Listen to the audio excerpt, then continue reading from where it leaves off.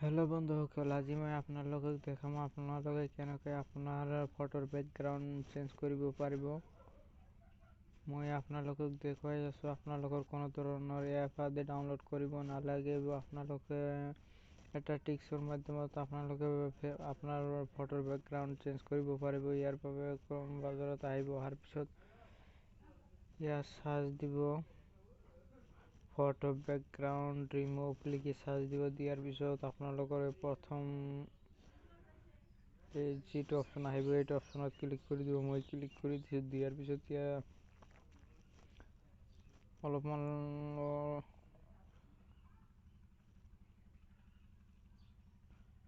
অলপমান ৱেইট কৰিব।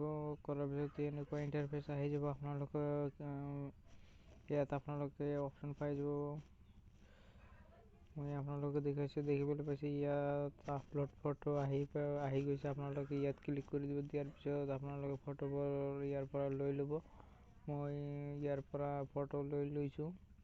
মই ইয়াৰ পৰা এই ফটোখন লৈছোঁ। লোৱাৰ পিছত আপোনালোকে দেখিবলৈ পাব যে এই ফটোৰ বেকগ্ৰাউণ্ড চেঞ্জ হৈ গৈছে। মই দেখুৱাই আছোঁ।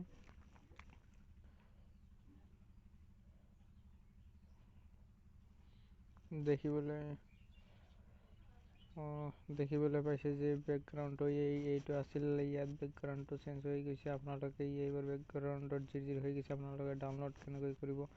আপোনালোকে এই ডাউনলোড অপশ্যন আছে, ইয়াৰ পৰা ডাউনলোড কৰি ল'ব আৰু ইয়াৰ পৰা এডিট কৰিব পাৰিব। মই এডিট অপশ্যনত দেখুৱাই আছোঁ। আপোনালোকে ইয়াৰ পৰা কেনেকুৱা কি ৰাখিব পাৰিব ইয়াৰ পৰা দেখিবলৈ পাইছে। মই ইয়াত এই ফটোৰ ওপৰত ক্লিক কৰি দিছোঁ। ইয়াৰ পৰা দেখিবলৈ পাইছে যে মই ইয়াত যে এনেকুৱাকৈ বেকগ্ৰাউণ্ডবোৰ এডিট কৰিব পাৰিব।